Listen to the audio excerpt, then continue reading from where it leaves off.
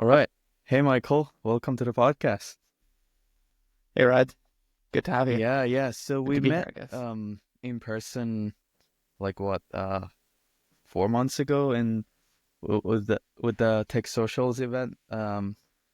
So we and ever since like I think at the time you just started AudioWave, and now you're like it seems like you're doing a fantastic job with it. So um yeah, just give us some background on like what do you do? When did you start? Just like from the very beginning. Like when did you start programming and getting into the startup world? Sure. Yeah, I'll do a brief one. Started programming at the age of 12.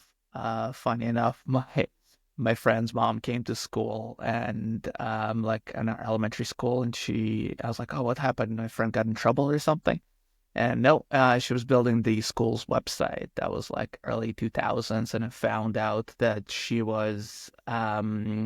did computer science before, had kids, and then she was kind of a stay-at-home mom, and she learned the early like 2000s, right? There's lots of money there. So she made like $500 for like a 5-page static website at that time. Like I didn't know any of those words back then, but it was like, oh, you build five pages and you get $500, and I'm just like, oh my God, think of all the Legos that I can build with this. So I did it for Lego money in the beginning. I was like, oh, that was my intention. I was like, oh my God, I can build Legos. With this money, it's like, oh, let's do this digital stuff. Sounds kind of interesting. And I just kind of got into it and forgot about the money side. It became a lot more interesting to put together programs and build stuff from scratch, and I was not limited by physical factors at all anymore, which is what got me so excited about digital creation in general. And it wasn't just coding. Then I started, as soon as you build website with HTML, oh, I need some assets. Okay, how do I create assets? Let's go learn Photoshop. I was like, okay, great. I know how to do 2D assets, but I really want these cool 3D buttons. And like, let's go learn 3D Studio Max because that's what normal people do, right? So I was kind of going deep into my passion.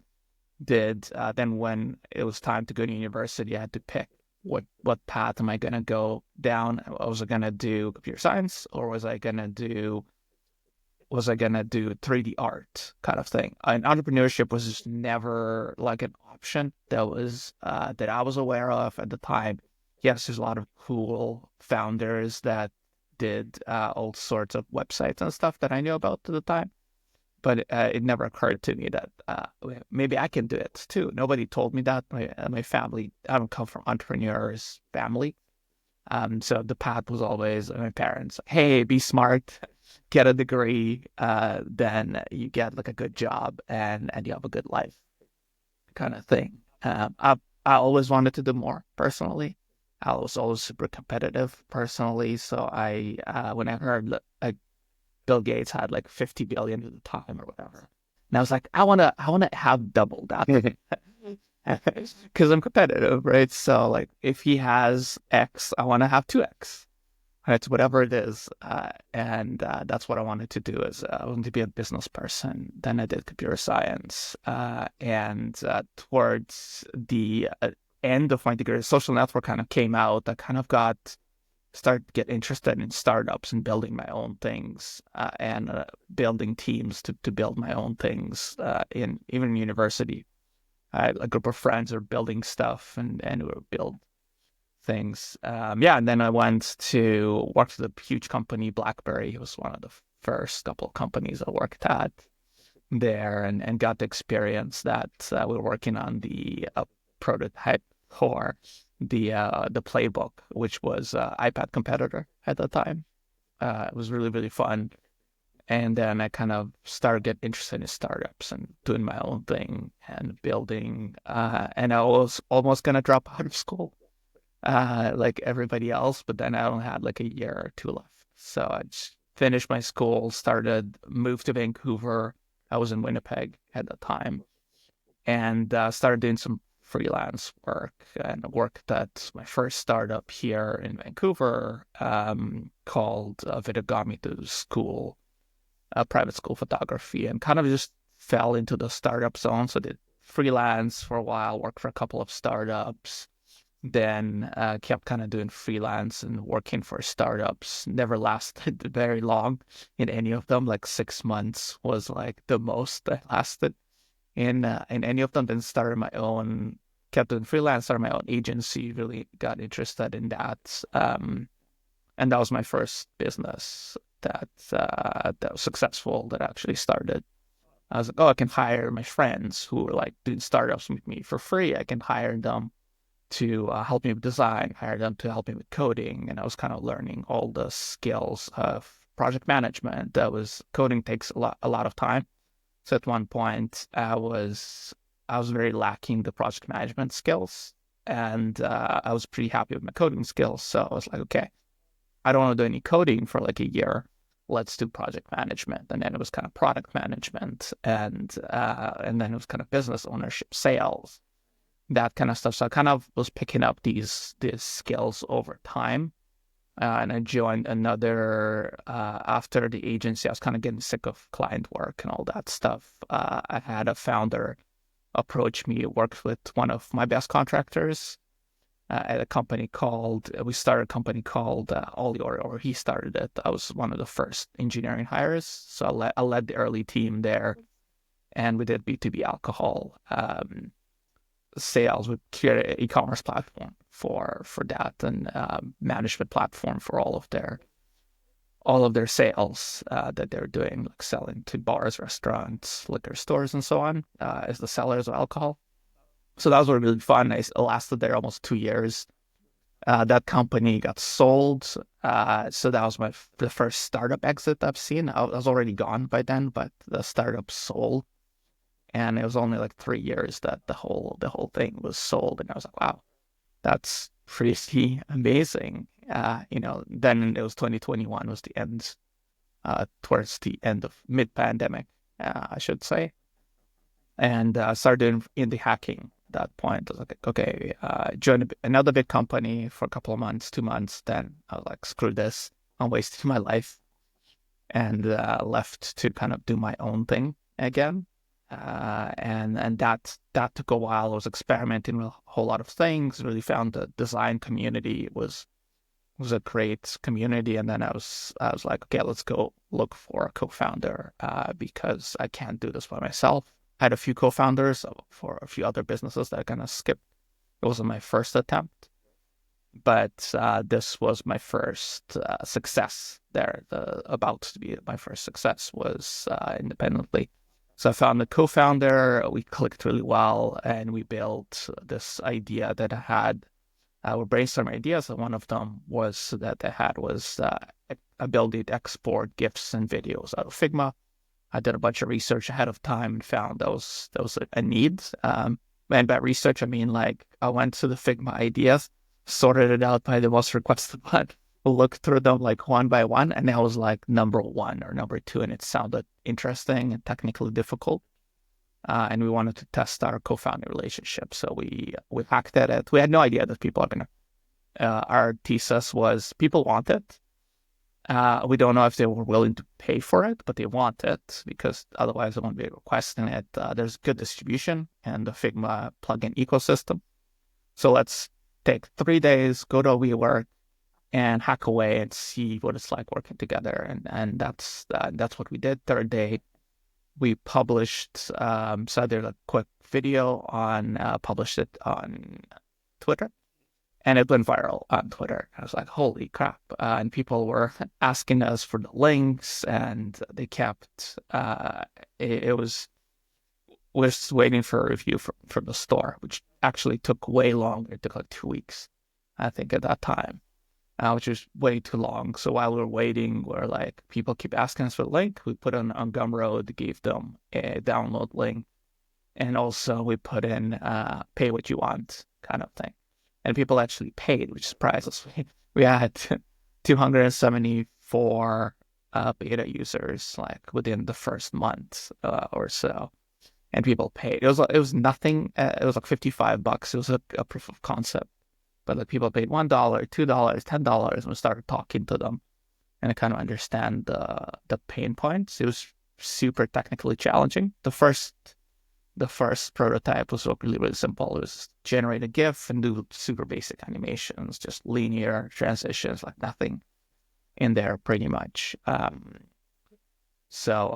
yeah, it was really fun. We were both doing contract work at the time, and then we're like, hey, let's just kind of stop doing that and let's see what happens if we focus on it full time. We didn't even have a name for it yet at that time.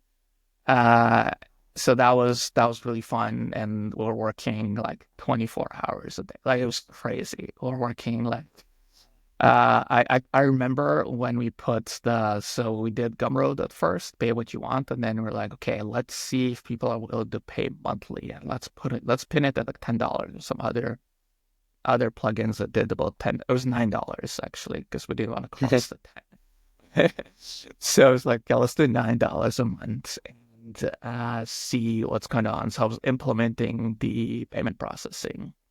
And I remember, like, I was working on it. It took like a week or 2 weeks probably, I think, at the time to do it. And I launched it on December 31st at 10:30 p.m.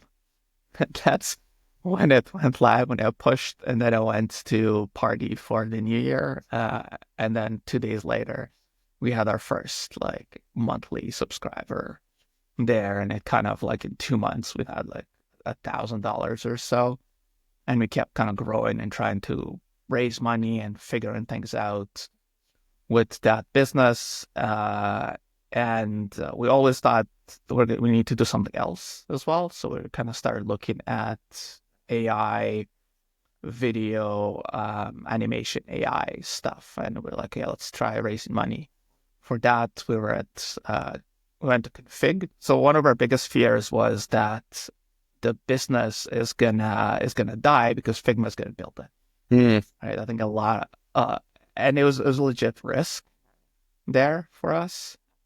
So the first config so 6 months later, the first config we went to, and we're like, oh my god, are we gonna be dead? We're like sitting in the audience waiting. Is Dylan gonna tell us that they have an animation? Because like one of the investor prospects we talked to, it is like, oh yeah, Figma. I know Figma is building it, and no, they didn't do it.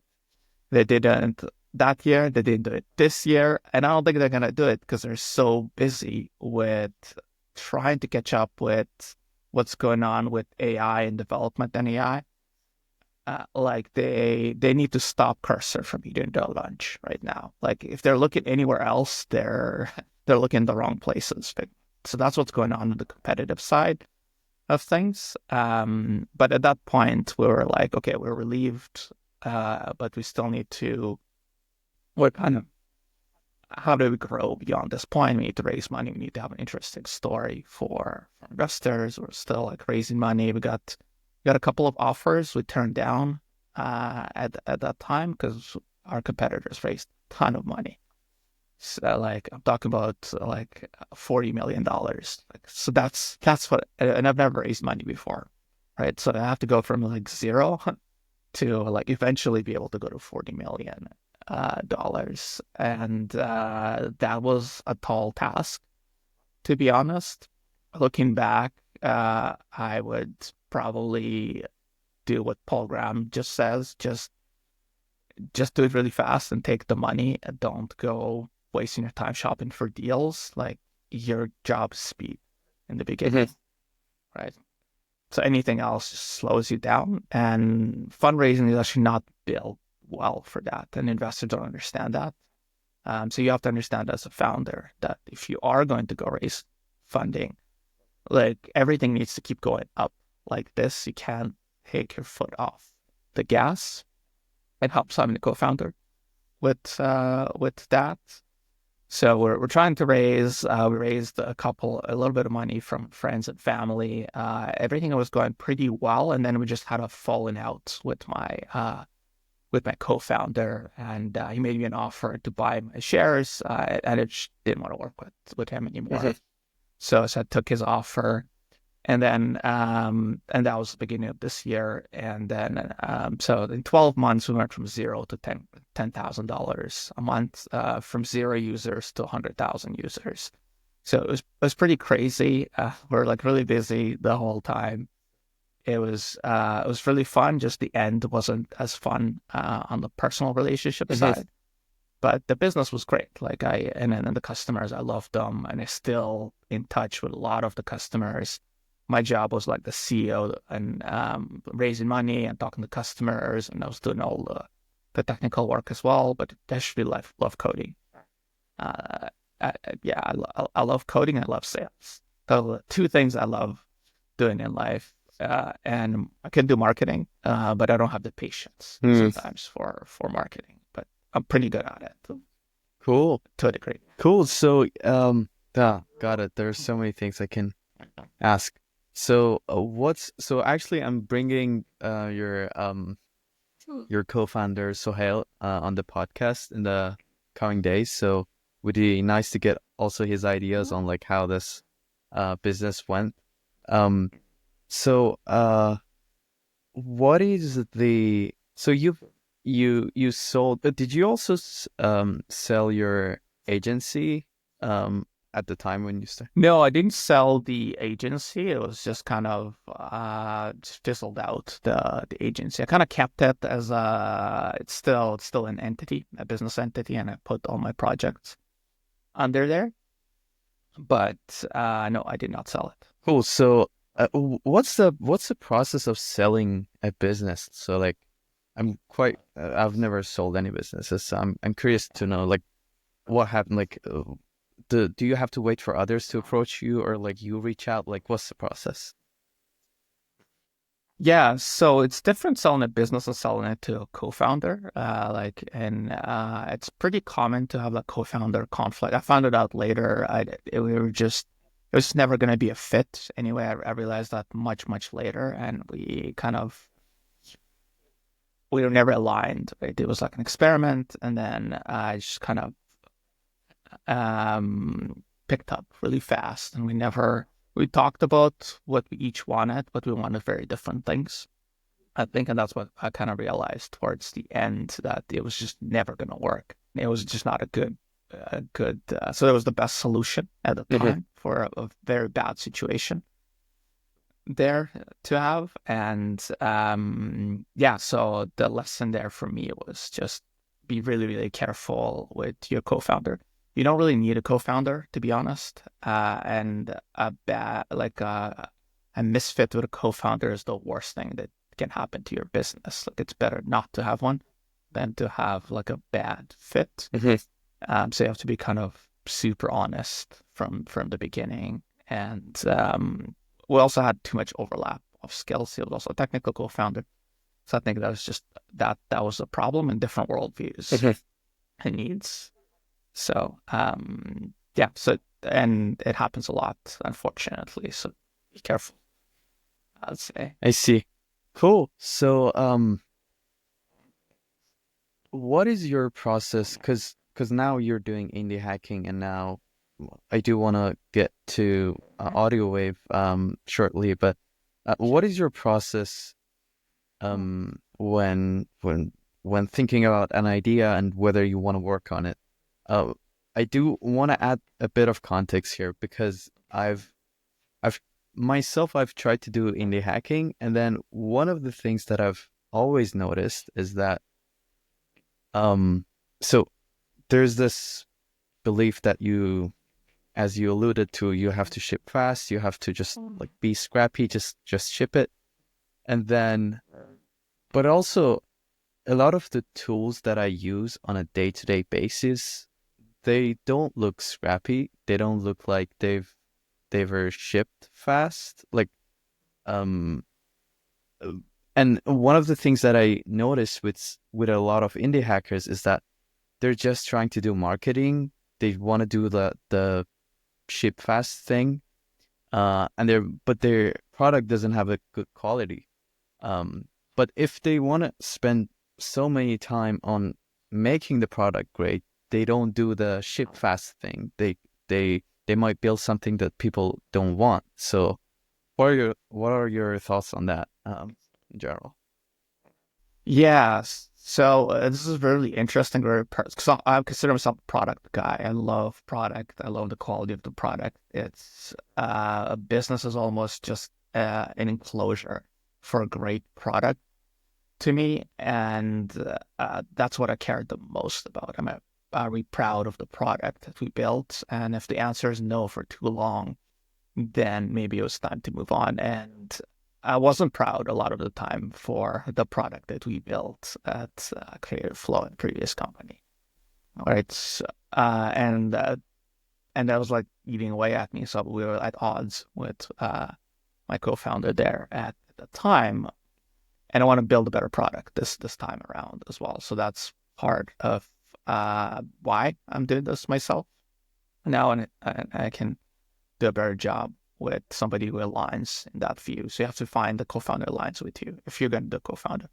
To answer your question more directly, how do you know what to work on? And so when I sold the company, I was like, okay, maybe I'll go full time somewhere and just chill, do corporate for a while. So that lasted a week and a half. And I was like, okay, it'll be nice to get a mortgage and nice to like do what normal people do, have to scrap away and like have stress all the time. And then I just said, okay, I'm bored. Let's start building stuff. So I started, Peter Levels did 12 startups in 12 months. And as a joke to myself, I started building 52 startups in 52 weeks. So that was a joke because it's like the famous quote from The Social Network, the movie. He said, $1 million is not cool. You know what's cool? $1 million. So that's what I said. Like 12 weeks, 12 months isn't cool. 12 startups in 12 months isn't cool. You know what's cool? 52 startups in 52 weeks. And you can take it to the extreme of 365 startups in 365 days. Two. But that's not the point. The point is to time box your efforts over time. And then it kind of teaches you what you like and what you enjoy and how you come up with ideas. So the first couple of attempts, I failed to scope the work. The first couple of weeks, I failed to scope the work itself. And the first couple of ideas were like, okay, I want to do anime. I wanted to do ChatGPT for Figma kind of thing. I wanted to create designs automatically for you. That was one of the first ideas I started building, and it was just kind of hard to do it in a week. So then the second week, I was like, yeah, let's try to do leads. No, I was trying to do research to help myself doing that kind of research I talked about. And then I got feedback. Like the second time I got feedback, that was amazing. And I documented everything. Like if you go to 52shipped.com, I have a spreadsheet there so it creates this mindset of shipping really, really fast. And it amazes you what you can do in just a week and how you can start giving up on certain things and find out what's important. So I'm still for quality. But at the same time, if you are polishing something for too long and you're not shipping it, like if it's not painful enough for your customers to not have it, you're probably broken the wrong thing. That's how you can think about it. So the thing they should be working on is the thing that they cannot wait even a single more day to ship. So ship something to them.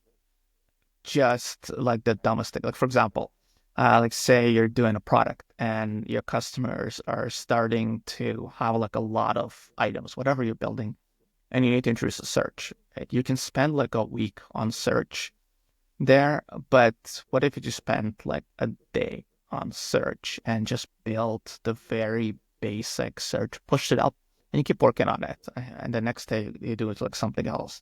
Like at least they can search an item by a title, like a book by a title. Like you don't need to search the contents of the book. You don't need to search for chapters. You don't need to search for authors. Maybe that's enough for version 0. Right? And you give it to people. And a lot of time what you'll find is that it'll get you 80% of the way there. And B, you're probably wrong in your assumption of what they care about.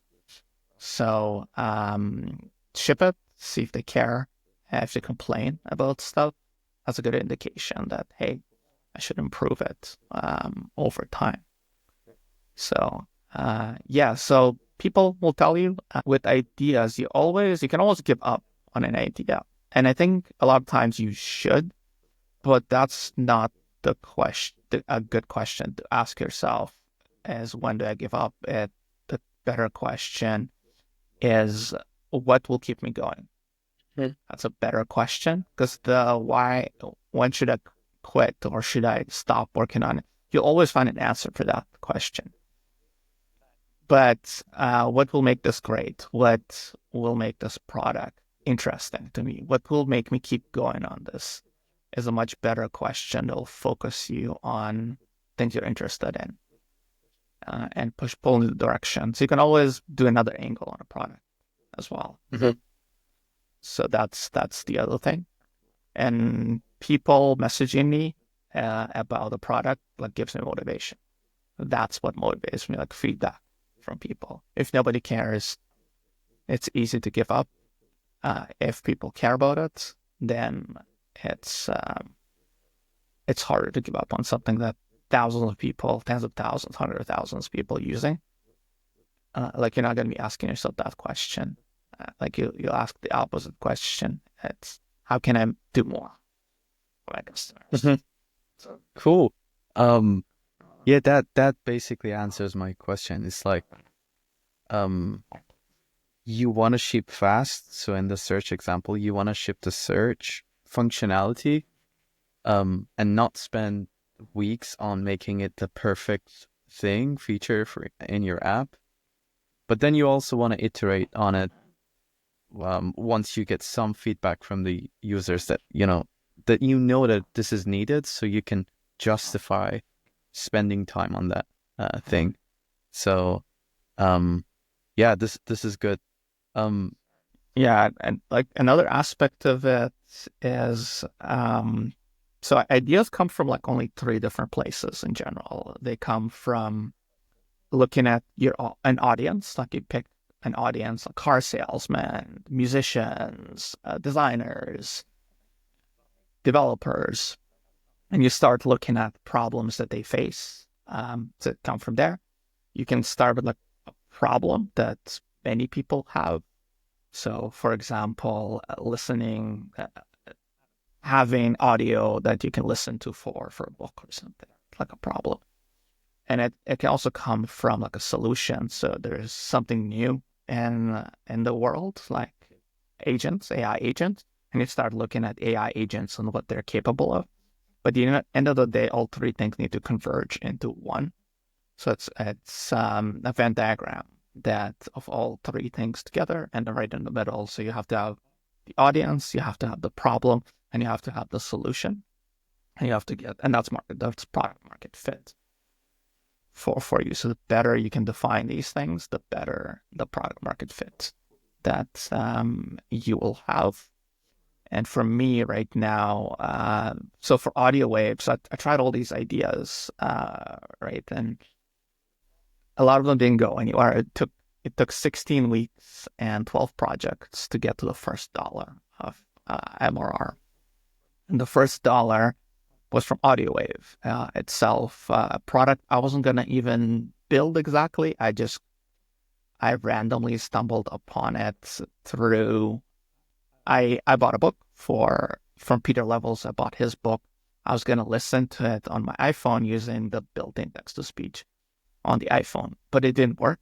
And once I got it working somehow, it sounded horrible. I couldn't listen to 30 seconds of it, and it was so bad. The sound sounds so bad. And I was like, okay, I wonder if I can solve this with AI better. So I took some off-the-shelf AI, tried it. It was just one evening. I was doing these other projects. I was doing a summarization product, Chrome plugin that you summarize things. And in the evening, one evening, I was like, okay, I want to listen to this book tomorrow at the gym. And what could I do? So I just built that for myself as part of that product. I just create a new web page on that product, let you upload a PDF and like convert it, or it was from a URL at the time, and convert it. And then I put the results up on, I just did a quick video about it and put it on Twitter, and it went viral on Twitter. I was like, oh, interesting. But at the time, it was so expensive to convert, and it still is, to convert audio, to synthesize audio using the text-to-speech tools out there. Is still one of the most expensive things. Like if you think LLMs are expensive, they're nothing compared to text-to-speech and audio synthesis. And the open source models for text-to-speech aren't usable at all. There's a lot of them, and they just don't sound very good.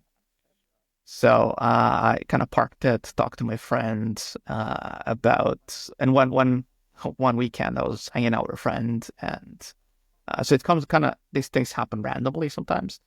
I was hanging out with a friend where he has a podcast API, which good for your listeners as well. So he has a podcast API itself, and we're talking about, he wanted to transcribe all of the episodes into text from audio. So he wanted to go the other way around, and we were working together. And I was thinking about using the naive approach. So there's 130, there's 200 million podcast episodes. But if you try to convert all of them using Whisper, the API from OpenAI directly, they'll cost you $46 million. We don't have $46 million. And then every day there's like something like 100,000 new podcast episodes that get created. So every day you have to spend like 40 grand or whatever it is. And we're like, how do we even begin to tackle this problem? And then we started like, okay, what if we use the open source version? How long does it gonna take? Can we rent a server? Can we buy our own servers? Can we do spot instances? Can we? And we got it down to a couple of thousand, I think it was 10,000 or something, and like a couple of thousand a month or so. And that was just a lot more doable, a couple of hundred. And then it kind of ended up implementing it by narrowing the problem down. He only took the top like 600 podcasts in the world, and he will convert those to text. So that gave me an idea of, I wonder if I can make text-to-speech cheaper, and eventually it will be cheap enough. Mm-hmm. So I kind of thought about that and just ended up trying out a bunch of different APIs, and I ended up picking what worked, and it was 10 times cheaper than the initial solution that I came up with. And then I was just like, okay, let's just see if I'll offer it and see if people like it. And I did it just for 10 hours of audio. I'll charge you $15. It took a while to figure out the pricing as well, but I'll charge you like $15 as a credit and see if anybody bites. Like just a really simple offer. And people launched it on, and at every time I did the launch, every time I did these products, I tried to get to the next step on the ladder. So like the first step on the ladder is, let's finish something and post about it. Like not just like at first it was just the landing page. At least at minimum you have to have a landing page there. Okay, now landing page and somewhat of a working product. Okay, great. Now landing page, working product, and let's make sure we announce it on Twitter. And then it's like, okay, let's launch it on Product Hunt as well at the same time. And then it was now launch it on Product Hunt, launch it on Hacker News, and see what happens there and get some money in. So I got revenue. Okay, so the next step is to get the first 100 customers there. The first step was actually get 3 customers, which is really hard. Like most of your projects won't get to the 3 customers, no matter what you do. So that kind of eliminates a lot of things. And so now I'm at like 60 something customers, the first 100 payments or so. And I'm trying to see what to do next, pretty much. So I have a bigger vision for AudioWaves that lets you convert text to speech, but I don't see it that way. I see it as a productivity tool, and I've been using it every single day for the last 6 months. And I really like the fact that I'm using it personally myself, and I can find quality issues myself. I can it's a double-edged sword, right? So I'm judging the quality, and I'm a very strict judge of quality, so I want the quality to be like really high. So I have to kind of step back and like it's like okay, it's okay. Like at least it helps you. Because without it, what would you do? Yeah. There's a couple of competitors. You can try to use them. They're horrible. I think the sound is terrible on the competitors. I tried using them. I don't like a lot of things they do, but so I'm trying to like improve it. But I see it as a productivity tool right now. So and more recently, I converted all of Paul Graham's essays into audio. That was 63 hours of audio. That's a lot of audio. So if you take like an hour a day for 60 days, 63 days or so, you will listen to everything Paul Graham said in the last 30 years. That's actually quite nice. But the real question now is, if I had this tool 10 years ago, where would I be today? Or where would you be today? If you listen to Paul Graham's 30 years of experience 10 years ago, where would you be today? And that's what keeps me working on it, is that thought alone. And yes, sometimes you just need inspiration. So I was watching the playlist on it's about Spotify. It's on Netflix, the series on Netflix, and the playlist is in Swedish. Like originally, it's in Swedish. So I tried watching it before, but I couldn't watch it. It's too much work for me to like read, and Swedish sounds weird. It's not. If it was Spanish with subtitles, I'll be okay, because I like Spanish. I like the sound of it. Swedish was just a bit too much for me of a different language. And I'm really tired at the end of the day. But finally, I found that Netflix has English dubbing on it now. So I've been like watching it. So I just started watching it the other day, and that gives me the motivation as well. Like, oh, look at what Daniel Ek did with his co-founder at that time. It's like, I can do that. Yeah. So all of these things that you mentioned, like, you have to, like, if you're just by yourself, you don't have a co-founder. And I would argue, even if you have a co-founder, you have to spend some time building the product, and you also have to do marketing. I mentioned this with Jared, the previous guest. Like, what I found myself is that it's often difficult to do, like, to balance marketing versus spending time building the product. How do you approach it? How do you, like, I think you mostly use X as your marketing channel. So, like, what's your approach to marketing? Yeah. I try to do something small and accomplishable with marketing. Always have marketing ideas to test with in general. So I have a bunch of theories about marketing, and always try to test them. So this product has gone viral 3 times now. So like, which was really promising to me. I was like, okay, there's something there in 6 months. I keep it doing posts, and it keeps going viral. There's something I'm doing right, but it's still unpredictable. So yeah, you just have to do a lot of marketing experiments. I don't like marketing, to be honest, and the reason is I don't like it. I like sales. I don't like marketing. Sales gives you instant gratification with things, but I still prefer development to everything. I would rather like do mostly development, some sales, close some deals there, and bigger deals. It's just kind of fun. I like connecting with people, I guess, and I like trying to figure it out. So being curious about marketing helps. So treating it as an experiment. I have a business coach as well, and like I talk to her like every week, and like every week, kind of we talk about marketing, and that's a co-founder that I'll be looking for. I'll be looking for somebody really good at marketing, because long term I can do it, but long term I would like to, like, if I was gonna give something up, it's gonna be marketing itself, like the daily activities of marketing. I'll do it for fun, but I don't want to have to do the treadmill of marketing. I'd rather do coding and sales itself.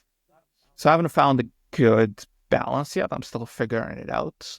I know that these marketing experiments work, so I'm like a little bit more calm with that respect. And there's a lot of things I've never tried. Like I've never tried running ads, for example. I never did any serious SEO efforts itself. Creative Flow was the closest to SEO. It was more App Store optimization. We called the product exactly what people were searching for. So that really, really helps. And I'll need to do more SEO stuff. There is a lot more noise in the SEO lands compared to like in the Figma App Store, for example. Or I think even in the Apple App Store, because only developers can build stuff for the App Store. But on Google, you're competing with people creating content, and they're really good at creating clickbaity BS content. And that's what Google's going down now because of that, and OpenAI eating their lunch is because people are kind of sick of that. So that's going to be interesting in the long run. But yeah, it's hard. The short answer is it's hard. It's hard for everybody. I tried just to find the small. Have you read Atomic Habits? Yeah. So I'm trying to build like tiny little habits, and more recently I was trying out subreddit, like posting on one subreddit a day. That was like a tiny task that I can do. So I'd post about AudioWave. I'll post about the polygram stuff, like each day for 2 weeks. I did that. So the first week, it went viral on a subreddit, on YC subreddit. And the next week, I posted it on subreddits. It didn't go anywhere. Like I kind of used up that channel, I think. So I have to like figure out other approaches.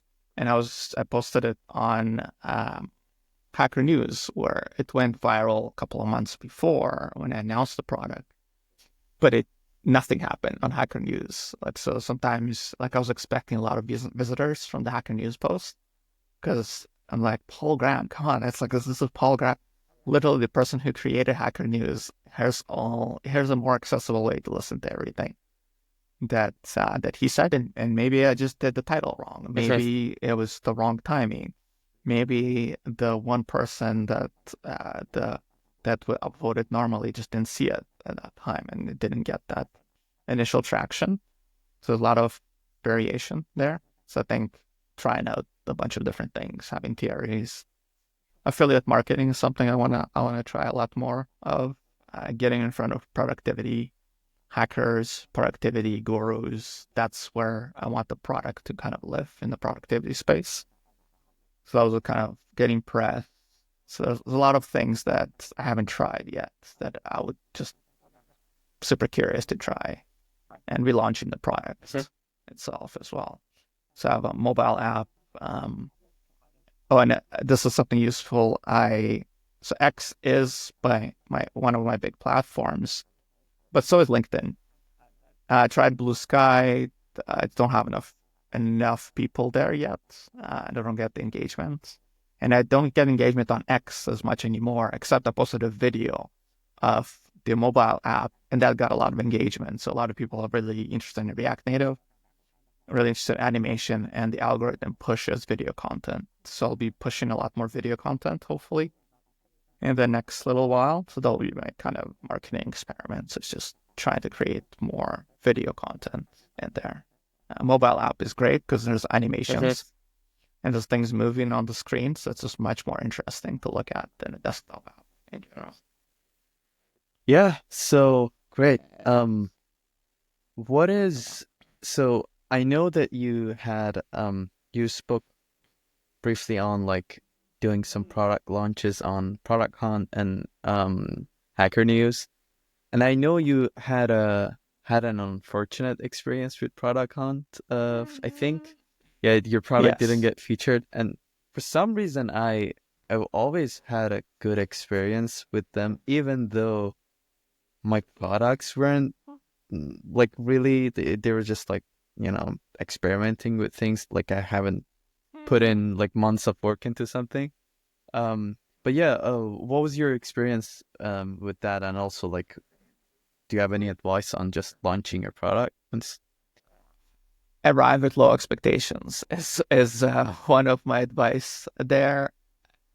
So actually, the second time I actually had a better experience launching on Product Hunt. So usually I did have a great experience launching on Product Hunt. My very first product, I launched an early Product Hunt 2017. Yeah, 2017, 2018. I launched on Product Hunt, my first product, augmented reality product. And Ryan Hoover commented on it. I had no idea who Ryan Hoover was at the time. I knew very little about Product Hunt, but it did really well at the time. Got a lot of users, and then Creative Flow, we got to like the second place product of the day. We worked like animals though to do it. Like we stayed up for 24 hours. The co-founder at the time, yeah, we had shifts. We had coffee. Like you take a nap, I'll take a nap, and there's just never. We just messaged like as many people, probably like I don't know, like thousands of people that day to get that result. And I tried doing the same thing again, and it didn't get featured. Uh, I guess there's a couple of other products that are similar that do summarization. But there's not a lot of them, honestly, that do that I could find on Product Hunt or Chrome extension that do inline summarization for you of the content itself. There, I accidentally used I used an asset from a designer that got like really annoyed at me for using. I had no idea that he like messaged me later that I was super tired towards the end of the day, and he's like, "Hey, like, why did you use the logo that I offer for my design kit or something?" And I got it from like another like designer before that I worked with before. I thought it was just like a placeholder logo. I had no idea that was like an identifier thing. It's just like a circle, and like it was so simple. But I was like, okay, I'll just change it. So I did change it. So I don't know if that affected it as well. So I changed the logo that day. So like shipping fast sometimes has negative repercussions, and people get angry at you. So, but I tried to be fair with and try to understand his point of view at the same time. So that fixed it. I don't know. Maybe it influenced it, maybe it didn't. But the next one, I just came in with different expectations. I was like, I'm not going to stay up 24 hours because it disrupted my sleep schedule for the next 3 days. So it just destroys 3 days of work after. So I was not going to do that. I wasn't I was going to go to sleep. I had a meetup that I was going to go to the same day to see friends, like real human beings. So that helped as well, launch again. And just having the mindset of it's better than not launching and that I can always launch again. And it's not the end of the day. Like, what's the worst that can happen? That's kind of the mindset that I had. And I posted on Hacker News with that same mindset. And a couple of days later, that went viral. So I got way more traffic from Hacker News, like 4 times than I ever got from Product Hunt itself. So quick products do win sometimes. Again, at the end of the day, it's what is the name of your product is going to resonate with people. Are your pictures going to be pretty and resonate with people? Are they going to click upvote? And how do you do it, by the way? Do you link people to your website and they go from your website to Product Hunt, or do you link them to the Product Hunt page? In my launches, I usually do product hunt, just like directly the product hunt link, because so many people don't go down the rabbit hole of, like you can put a link tree on your bio, and then like you think people, like if you want to increase your like YouTube channel traffic, you think people will click on your link tree Right. and then go through everything, but so many people don't.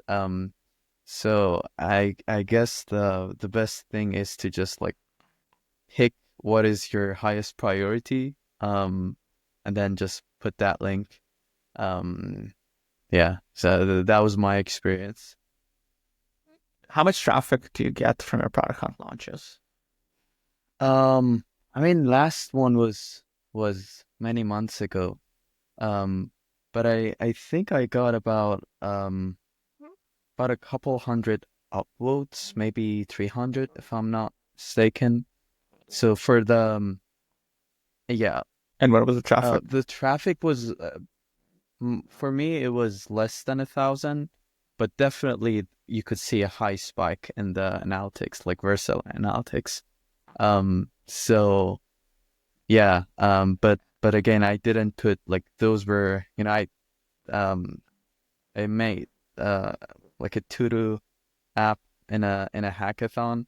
Um, spend like 40, 50 hours with some of my friends and my wife, and we built something. Yeah, it was a nice experience, but yeah, um, yeah, that was my experience. Have you tried, so one of the experiments I tried more recently was my job is not to give traffic to Product Hunt. My job is to get traffic for my product. So if I'm going to message you, am I going to message like 5,000 people, for example? I can get 5,000 uniques, or I won't get 5,000. I'll get maybe like, say, 2,000 uniques Mhm. to my website. And then they might upvote in a Product Hunt just to get other new people. So at first, I prioritize that because the goal is not to get to the number one product of the day. Like that doesn't mean a lot. Like sometimes it can be important, and you have to kind of strategize. But my goal was to get traffic, just pure Mhm. traffic, and that would give me kind of an excuse. Oh, by the way, I'm launching. Here's what my product does, and here's why I think it will work for you. Here's a link if you like. Try it. We'll love for you to support. And there's a banner at the top that they can go and upvote it on Product Hunt if they like the product. Because most people, I think, just upvote and they never look at the product. Yeah. Uh, Yeah, well, one of the things that I'm pretty careful is that I think Product Hunt mentioned this in their guide somewhere. So when you, for example, sent your Product Hunt launch to me, I think I didn't click on the link. I went to the Product Hunt page and then found your product, the launch, opened there's this button, visit website. I visited your website and then I came back and uploaded. So I knew this upload is like 100% genuine. So it's just, I mean, I don't know, maybe Product Hunt doesn't even care about this. Like, I don't know, but I wanted to get around the algorithm, basically. So, um, yeah, that's just random tangent here. yeah. But I try playing around with like you can try. I like Hacker News for this because you can like you don't even need to bother trying to game the system. It just won't work. It will just tank your post. Mm. If anything, so you can just like post Hacker News, and if it'll do well or it won't do well, and most of them won't do well. But it's a bit easier in that sense. With Product Hunt, you can kind of gamify some of it. I tried even looking at the kudos of people. I have one of the products was it finds all the people that have Product Hunt accounts based on your social circle. So like match them by the profile. And somebody else built this tool, and I used it before, but he no longer supports that tool. So it stopped working. So I just kind of built built that as well, and tried getting the people with the highest kudos on Product Hunt, like sort them, and then message those people first as It's a well good idea. for for fun. But I think next time I'm just gonna send traffic to my website, and then like if they want to, they can upvote it on Product Hunt as well. Like I much rather get feedback, or I much get like real people trying the product. Yeah, I would say the only problem with that is that you'll you tend to like you will reach out to people that you already follow them, or they are following you. So ex unless you if you want to do like cold outreach, um So we did. So the really nice, so Creative Flow, the nice thing is that we knew its designers, Mhm. right? So it really narrows down who you talk to. And we even took LinkedIn Sales Navigator at one point, and we went to it's like designers, and then we went by the time zone as well. So we made sure they're awake, right? So it's like 3 a.m. In Pacific in PST here, like 3 a.m. So who's awake in 3 a.m.? It's like, okay, let's go to Japan or something. And we started going like the continents over time, like Europe. I was like, oh, okay, it's time to like Europeans are awake. Actually, they're the best people, by the way, to get for the early time Mhm. slots. Europeans are the best people to contact because they're actually going to be awake and they're going to be upvoting. So if you have a lot of European friends, and that's why you actually see a lot of the European founders do really well on Product Hunt, which is pretty hilarious because it's like 9 a.m. their Mhm. time when, and it's midnight here Yeah. for us. So it's much harder for us than for them. Yeah. Yeah, that's fascinating. You mentioned about you having this weekly sessions with a business coach. What was your experience with that? And do you recommend like indie hackers or just other people have it? Uh, I super highly recommend that. It's the best, cheapest thing you can do to like really increase the odds of success and to get to know yourself better Mhm.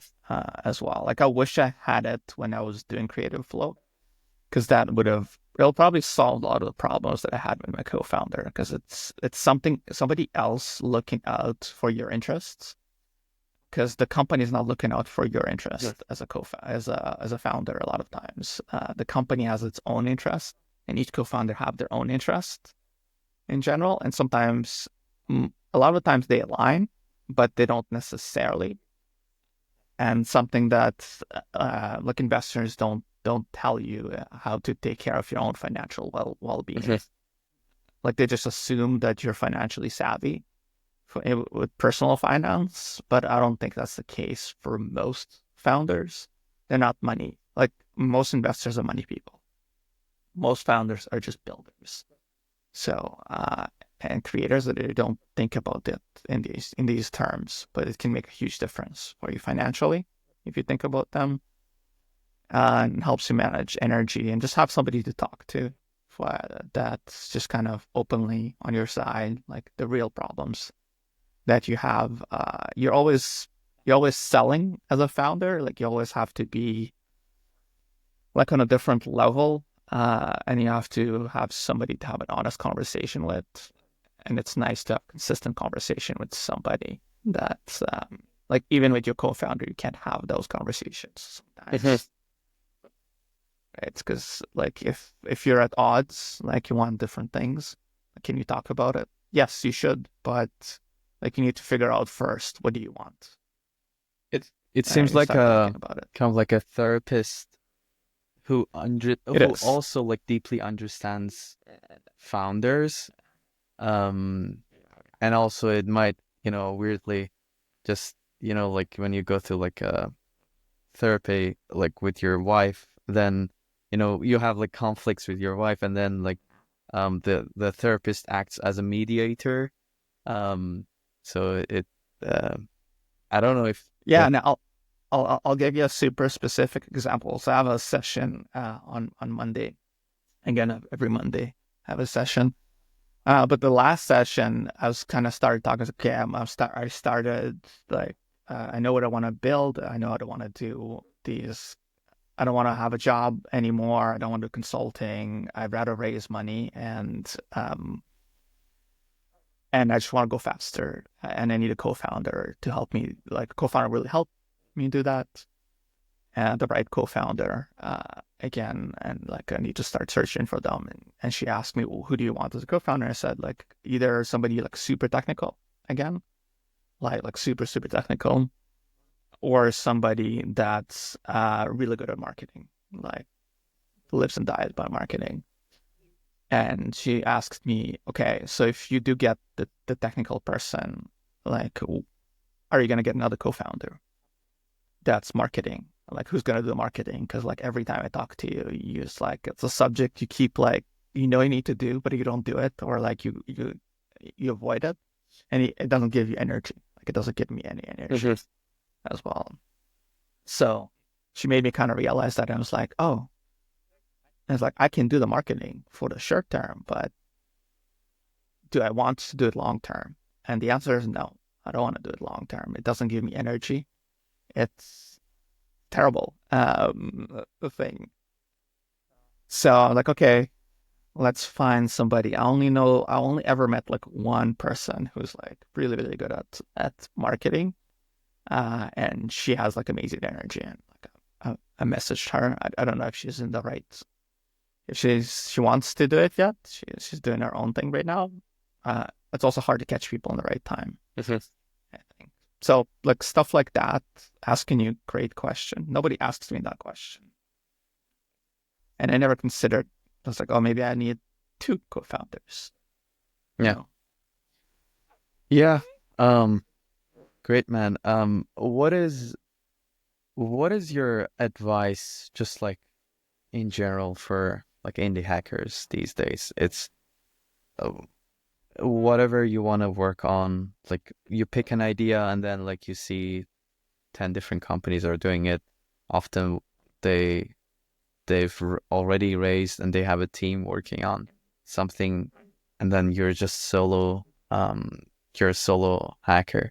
So what is just your advice on succeeding in this environment? I think we need to be less attached to the label in general. Indie hacker, startup founder, these labels restrict us from doing things. Just call us a founder or a builder. I think that will start having a better mindset to begin with. So if you have a startup idea and you you have a pain, you find a pain startup idea, and lots of other people are doing it that you can see, but you can see a better way of doing it that they'll never do or never think about, and you just have to start experimenting with some of these things. So you start experimenting. It's like, oh, this is way better. It's like 100 times better. You launch it and you see what happens. If people agree with you or they don't, but over time, maybe you'll need a team. Like, why are you restricting yourself? Like, maybe you need a co-founder. Maybe you need to raise money. Maybe you need to raise a little bit of money and sell the business after. Like, why are you doing it? Maybe you want to sell it to these other companies as well. Like, so you can talk to them. Or maybe it's not the right idea. But you won't know until you try it, I would say. And evaluate it against other ideas as well. So having other ideas like really helps too. So that was the magic part, that no idea was too scary because I always had the next idea to like, I was like, okay, I'm just going to work on this thing. And if it doesn't work, it doesn't work. I have this other thing right after it. I was like, okay, if that doesn't work, then I have this other idea. And then when one of those actually does work, it's like, oh, okay, it worked. Now what? Now you have to have new ideas in the same domain, and you have to treat it the same way, just like a small experiment. Over time, finding mentors will really help as well. I'm looking for some as well myself. Like I know founders raise lots of money. And I don't know anybody who's doing like marketing really well. That's kind of who I'm looking for right now, is that the product marketing people. Hmm. So if any of the audience is that, like, I'd love to talk to them about it and figure out how they think about product marketing in general and how to do prosumer consumer products in general. What else would I tell? Yeah, yeah. Don't restrict yourself to the label. Just think about the different options and have somebody like a business coach that you can talk to and like help you, because thinking will evolve over time. My thinking certainly has. I can understand, I can unlock certain ideas, or have limiting beliefs that I'm trying to unpack and examine to see if why and to see how it applies to me. So no advice is going to work for everybody. I think that's the biggest thing. And my favorite thing is listening to Paul Graham and build something people want is the bare minimum for product market fit. And most of us don't get there because we don't build something somebody wants. At least you need to want it, or somebody needs to want the thing you're building. Hmm. And you can tell pretty quickly, are they using it? Yes, no. Why not? Maybe they didn't really want it. Is it a nice to have for them? Maybe. Are you using it? No, why not? Yeah, that's pretty much exactly my thought as well. It's, again, as you said, like, just I guess what it boils down to is just having a growth mindset instead of a fixed mindset. So like, I'm the indie hacker. I do things solo. It's just, I mean, it might work in so many cases, but you shouldn't marry to an idea or an identity. You should be able to like put on different hats in various points in your entrepreneurial journey, I guess.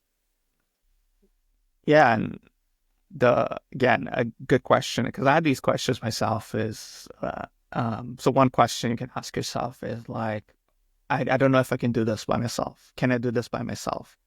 A better question is, how far can I take this all by myself? Hmm. That's a really interesting question, if you think about it. How far can I take it all by myself? And that's the question that I was trying to answer with AudioWave. And how far can I take this by myself with some AI agents? And that was the question. But it's taken too long, I feel like. Now I realize we're not gonna get anywhere near where like what people are saying about AI agents, and I haven't found an agent to replace marketing yet.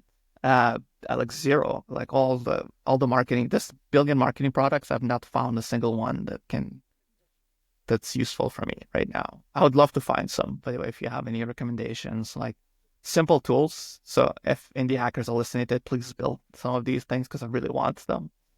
Uh, no good social listening tool that I found. Like, I wanted to listen to all of anytime anybody has a post, like a newsletter post or any posts on X or any of the platforms, really. I wanted to, in the startup domain, I wanted to automatically convert that to audio. And then I was like, hey, here's a link. So I've done that multiple times, and you may have seen me do that. And that works really well to generate traffic. And it delivers value at the same time, right? Sometimes it annoys people, but sometimes you have to annoy people, unfortunately.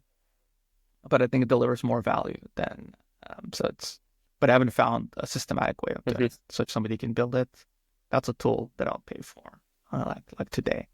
And I almost paid for something like that the other day. I wanted to try it, but you have to pay for it before you try it, which is annoying and sneaky. But I think they make like lots of money because of that. I forget who it was that built this tool, but I was about to, and then I was like, oh, I've entered a credit card, and I don't have my credit card saved in my phone. So that if they had Apple Pay, I would probably like would have converted that day. Yeah, a lesson to, I guess, builders: just support Apple Pay so you don't lose customers. Yeah, all right, man. I really enjoyed this conversation so far. Where should people go if they wanted to keep up to date with what you're doing and just your product? Yeah, so you can check out AudioWave AI, like a surfwave .com, audiowaveai.com, and or you can find me on Twitter, Blue Sky, Pink Sky, LinkedIn, any platform at Yagudaev. It's also my Yagudaev is also my website. So usually that's where you find me across all the different networks. I'm always there. Too much, too often, probably. Cool, man. Thanks for coming to the pod, and yeah, I hope you just reach new milestones with audio wave, and all of your other endeavors. So thanks for coming. Same. Thanks so much for having me, Yeah, man. good one. It's a Yeah. pleasure. Have a good one.